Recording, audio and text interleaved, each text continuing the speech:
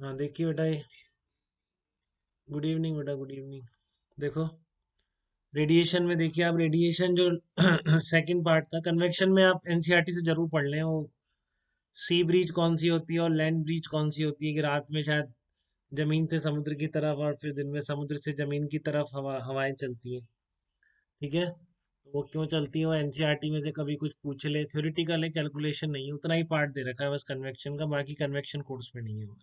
ठीक है, हम जो पढ़ते हैं वो कंडक्शन और रेडिएशन पढ़ते हैं, जिनमें कि एक तो मटेरियल में पार्टिकल मूव नहीं कर रहे हैं, मीडियम स्टेशनरी है, और रेडिएशन में मीडियम की जरूरत ही नहीं है या नहीं, उससे फर्क नहीं पड़ रहा, वो रेडिएशन तो जाएंगी ही जाएंगी। ठीक है ना, सनलाइट जो हमारे पास आ रही है वो रेडिएशन के थ्रू आ रही है। ठीक है, तो अब देखो प्रीवोस ने क्या बोला कि सन ही नहीं, केवल सारी बॉडी से रेडिएशन निकलती है। बेटा क्या कह रहा है प्रीवोस, कि all bodies at temperature above 0 kelvin emit thermal radiation irrespective of their surrounding.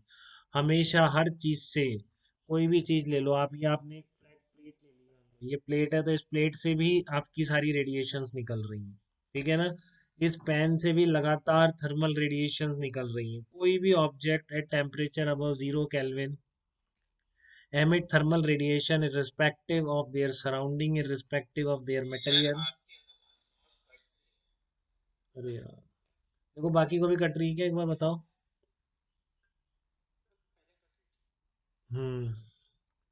अब देखो ध्रुव, आप एक बार वापस लीव करके आओ, तुरंत आ जाओ फटाफट, मैं थोड़ा सा ही बोल रहा हूँ। ठीक है, हाँ तो amount of radiation emitted increases with temperature, और जितना आप टेम्परेचर बढ़ाते जाओगे अमाउंट ऑफ रेडिएशन एमिटेड आपकी इंक्रीज करती जाएगी। ठीक है ना, amount of radiation emitted increases with temperature. Temperature जितना ज़्यादा बढ़ेगा उतना ही ज़्यादा आपकी रेडिएशन बढ़ती जाएगी बेटा। Amount of heat energy, her her temperature above 0 kelvin आपकी रेडिएशन निकल रही है। ठीक है ना, और जितना ज़्यादा टेम्परेचर बढ़ाओगे रेडिएशन उतनी बढ़ती है। ये सब उसने कैसे भी निकाल लिया, मतलब बता दिया, हमेशा रेडिएशन निकल रही है। तो देर इज कंटिन्यूस एक्सचेंज। अब रेडिएशन निकल रही है तो ये पैन ठंडा क्यों नहीं हो रहा है, इसका टेम्परेचर कैसे मेंटेन्ड है। ठीक है ना, तो आप कह रहे हो कि हमेशा हर चीज से अबव 0 केल्विन जो भी चीज है उससे थर्मल रेडिएशंस निकलती रहेंगी, हमें दिखेंगी नहीं, वो सीधी सी बात है, क्योंकि उनकी जो वेवलेंथ है वो विजिबल रेंज में नहीं है, 400 नैनोमीटर से 700 नैनोमीटर नहीं है। तो वो जो थर्मल रेडिएशंस हैं बेसिकली इंफ्रारेड रीजन में लाई करती हैं, तो हमको दिखाई नहीं देती हैं, क्योंकि दिखेंगी नहीं, विजिबल रेंज वाली इलेक्ट्रोमैग्नेटिक वेव्स हम देख सकते हैं बस। ठीक है ना, बाकी कोई इलेक्ट्रोमैग्नेटिक वेव हम देख नहीं सकते। तो amount of radiation emitted increases with temperature, तो ये दो बातें इसने पहले बता दी, बहुत जनरल प्रूफ नहीं है, इसने जैसे निकाल के जो भी करा होगा पता नहीं कैसे। ठीक है, बट ये बोल रहा है कि हमेशा हर टेम्परेचर पर आपके रेडिएशंस निकल रही हैं। ठीक है, हाँ कोई, हाँ ध्रुव बताइए।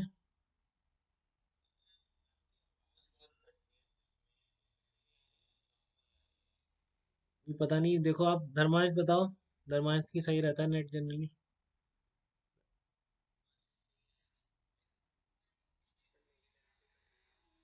यार ये पता नहीं, कहीं होगी सही, कहीं होगी, चलो कोई बात नहीं, आप सुन लो अभी जो भी बोल रहा हूँ मैं फिर एक बार। हाँ, हाँ बारिश की वजह से किसी ना किसी की गड़बड़ हो रही है, मेरे भी हो सकती है, ऐसी बात नहीं है, सब तरफ हो सकती है।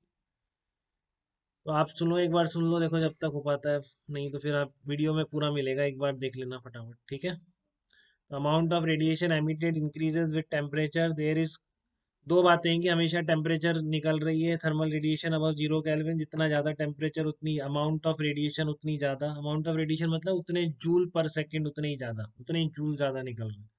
ठीक है, there is continuous exchange of heat between a body and its surroundings, rise और fall of the temperature of body due to the difference in this exchange. तो मैं कह रहा था ये पेन का टेम्परेचर इसलिए मेंटेन्ड है क्योंकि जितने जूल पर सेकंड इससे निकल रहे हैं उतने जूल पर सेकंड ये एब्जॉर्ब भी कर ले रहा है। ठीक है, जितने थर्मल जूल पर second in the form of thermal radiation इससे निकलते हैं, ये उतने ही जूल पर सेकंड एब्जॉर्ब भी कर लेता है।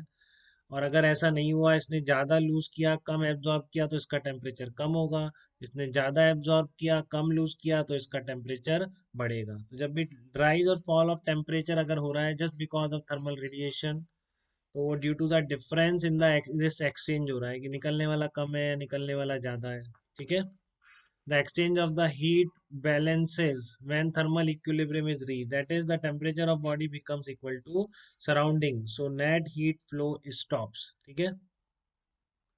अब जो थर्मल रेडिएशंस हैं अगर उनका वो निकलना मतलब थर्मल इक्विलिब्रियम है तो ये दोनों बैलेंस होंगे। जिस रेट से जूल पर सेकंड लॉस हो रहे हैं उसी रेट से एब्जॉर्ब हो रहे हैं। जैसे इस पेन के साथ है जिसका टेम्परेचर कांस्टेंट है, क्योंकि जितने जूल पर सेकंड इससे निकल रहे हैं उतने ही जूल पर सेकंड ये एब्जॉर्ब भी कर ले रहा है। मैंने कुछ बताया आपको इसकी थर्मल रेडिएशंस की वेवलेंथ के बारे में। चलो ये मान लिया हमने कि हर टेम्परेचर पर हर चीज़ से सर अबव 0 केल्विन पर अगर बॉडी है तो उससे निकलने वाली रेडिएशन थर्मल रेडिएशन है, जिनकी वेवलेंथ इंफ्रारेड रीजन में होती है।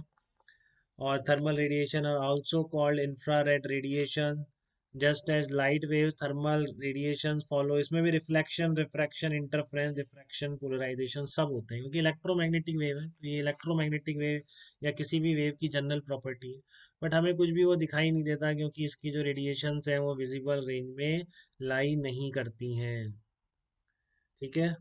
तो यहाँ से हमको अब कितने टेम्परेचर पर कितने जूल पर सेकंड निकलेंगे ये सब निकालने के लिए बहुत सारे लॉज पढ़ेंगे अपन। तो मेनली लॉज है, इसमें 4 लॉज आएंगे लाइन से रेडिएशन में, किरचॉफ, स्टीवन और आपका न्यूटन जो हर जगह मौजूद होता है, और लास्ट में आपका आएगा वेन्स डिस्प्लेसमेंट लॉ। तो इन चारों लॉ को आपको ढंग से समझना है, काफ़ी सिंपल है।